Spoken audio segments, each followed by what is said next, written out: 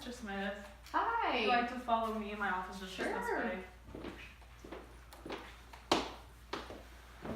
So, my name is Ansleigh and I am a social worker here at the treatment center. My job is to help the people that we treat with anything that they need to better their lives. You can call me Ansleigh if you'd like. Nice to meet you, Ansleigh. Do you prefer Mr. Smith or do you prefer something else? Marcel, please. Marcel. Marcel, am I saying that right? Yeah. Okay. So, did you find the place okay? Yeah, my friend dropped me off and Google Maps took us right here to the front door. Perfect. Okay, so I understand that you're here to get help with some of the issues that you've been dealing with lately.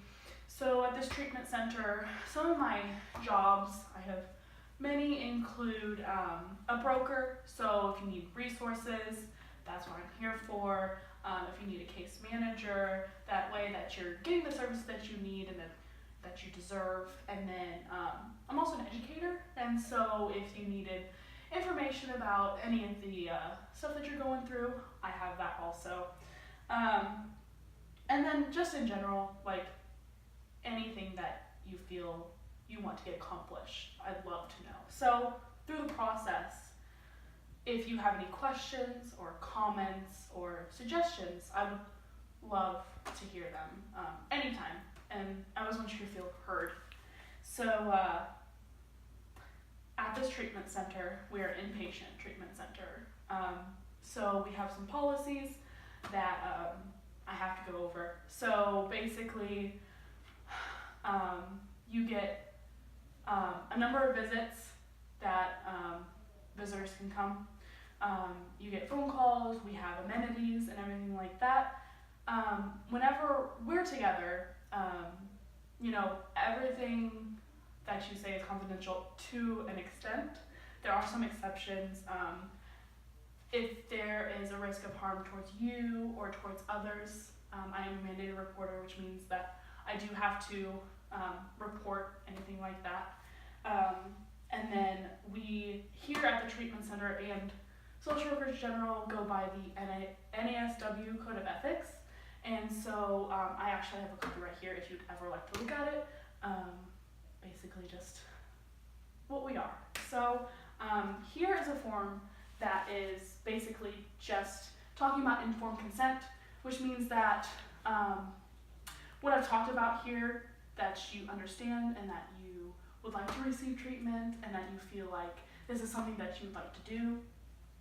And so if you just want to look over that and let me know. Perfect. Okay, so do you have any questions for me so far? How often are we gonna meet? So since this is an inpatient treatment center, I'm here pretty much every day. You're here every day. So with your insurance and everything like that, you get my services pretty much whenever you want, because you are here. Mm-hmm. So if you'd like me to, I can always get you like an information sheet about what services I do provide, and then whenever you need them, that's when you can get them. Okay, well thank you. So after all of that, we can start with getting down to the problem. So what brought you here today? Well, basically I've always kind of dealt with some drug abuse issues, some drinking and smoking some weed, but recently life's got me pretty down, and I've been doing a lot harder things that are kind of making me question if I'll be alive in the next 10 years if I keep going down this road. And I don't want to end up like my dad. He died from liver disease at 37 because he was also a heavy drinker, and that thought just kind of looms in the back of my mind a lot. So you're feeling kind of overwhelmed right now with your situation. Yeah, definitely. So you're 21, correct? Yeah. Okay. So what brought you here now? Like, is there anything recently brought you here? Well, my drug abuse has gotten really out of hand. I've been doing a lot of things that I never saw myself doing in order to get these drugs. I've been prostituting myself to men and women, and it's got me in a lot of dangerous situations with pimps, and I've been forced to do a lot of things not for money that I didn't want to do, and it's had a really bad impact on me, and just instead of dealing with my problems, I just resort to whatever drugs I can get my hands on. And do you have, what kind of support system do you have? My parents kicked me out whenever I was 14, and I've kind of been bouncing around since then, but I have a lot of friends who try to take care of me the best that they can, and I really appreciate them, but I don't have any type of family support. My dad died, my mom won't talk to me. Me and my sister talk occasionally, but it feels kind of forced, so I usually just don't reach out at all. So, you had mentioned that your parents kicked you out when you were 14 for allegations to your sexual orientation. How did that make you feel? Well, they never really even approached me about it, because I'm bisexual, but they never actually asked me, and it was never confirmed, so I just kind of felt like they didn't even care to know the truth, and that wasn't even the reason they were kicking me out. They just used that as a cover-up, that they really just didn't want me around in general. It didn't matter if I was gay or if I was straight, they just didn't want me. So sorry to hear that. And so with your drug use, when did that begin? About the time that they kicked me out, actually. I didn't start using drugs until they kicked me out, but once that happened, when you're living on the streets, it's just kind of the way of life. So it's been going on for a while now. Yeah, 7 years. Is there anything that happens that makes your drug use, more frequent, or is it pretty steady? That's a good question. It seems like more around the holidays I go a little bit harder than I do other times of the year, just because a lot of my friends that I'm usually around are gone with their families, and I'm left here alone because I don't have a family to celebrate those holidays with. And what do you mean by go harder? Well, I drink almost every day, but whenever I'm feeling really down, that's when I start doing cocaine, and when I can't afford cocaine, I do meth, and when I can't afford meth, I do crack. And you had mentioned that you stay with your friends, and is that your current living situation? Yeah, I'm just kind of bouncing around. Okay. So what are you looking for in this treatment?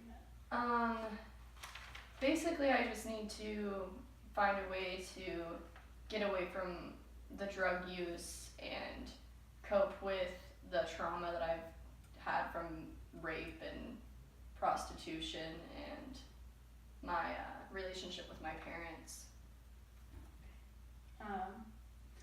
So you feel kind of lost as to what to do. Yeah, I just have so many problems, it's hard to even know where to start. Alright, and then so set aside that, what are some of the things that you like to do? Well, I care a lot about the relationships I do have, and I care a lot about our LGBTQ plus community and advocating for them. I spend a lot of my times doing marches and meeting with youth who experience the problems that I did, and not like on a formal basis, but like I try to, if I'm ever around someone, I try to help them and be the light that I wish that I had. I'm so glad that you have that and that you find joy in doing those kind of things. So we have discussed many things today. What would you say that is one of the first things that you'd like to work I think that the first thing that I really want to tackle is just the drug abuse, because I'd like to be able to hold down a job and a place to stay, so that way I can stop doing the work I've been doing, because I think that the prostitution kind of, plays into the drug abuse, and they kind of go hand in hand. And so yeah, I feel like the drug abuse is really what's causing most of my problems.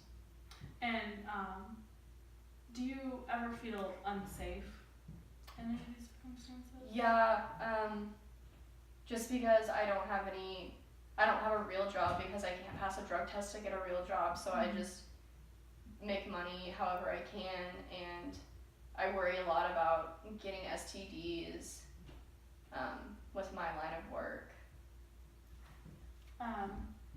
So before a lot of these issues took place, what was your life like before? I mean, I was happy, and I didn't cope with drugs, and I felt normal. I haven't felt normal in a long time. So you're kind of not feeling yourself. Yeah, I don't feel myself at all. And you had mentioned that you're not coping with it the right way. Mm-mm. What are some of your coping mechanisms before? Before, well, I still had my mom and my dad then, so a lot of times I just had their support to help me through.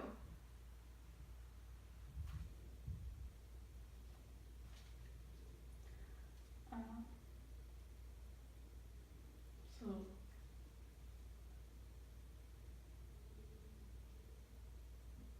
do you have any questions for me as thus far? No, I don't have any questions yet. Not that I can think of at this moment.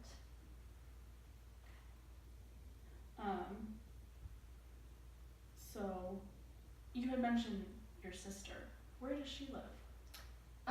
She just lives about an hour outside of town, so not too far from here. And when you have the interactions with her, how does that does it help you or I love talking to my sister. It's just sometimes I feel like she doesn't love talking to me, because I'm not going down a road that she really agrees with. But I came to this treatment center in hopes that maybe she'll see me trying to do better, and maybe she'll tell my mom, and my mom will talk to me again. do you feel like it's a reciprocal relationship or? Not really. I mean, I know she cares about me, but I think that my actions just make her want me to stay out of her life, because she does have kids, and I'm around a lot of things that she wouldn't want them to be able to see or have access to, and she knows when I'm high I'm not me, and I think she likes me, she just doesn't like high me. Do you think that her involvement in your treatment would be something that you'd be interested in? Yeah, I would love for her to get involved. I'd love for her to come visit and see me sober. I don't know if she's seen me sober since we lived together when we were 14, or I was 14. Okay. And then your mother, is that something that you would ever want to pursue? Yeah, I think that we should. I think that once I'm sober for longer, that I should try to mend that relationship. I think having her support would be something that could keep me off of the drugs. Well, it's great that you find, hope in support systems, and I really hope that we can get you some help here, and it's been very nice to meet you. And if you have anything between now and our next visit that you need addressed, please do not hesitate to ask. So, is there anything else? No, I think we've talked about a lot today. It's nice to get off my chest. Thank you so much, Marcel. So nice.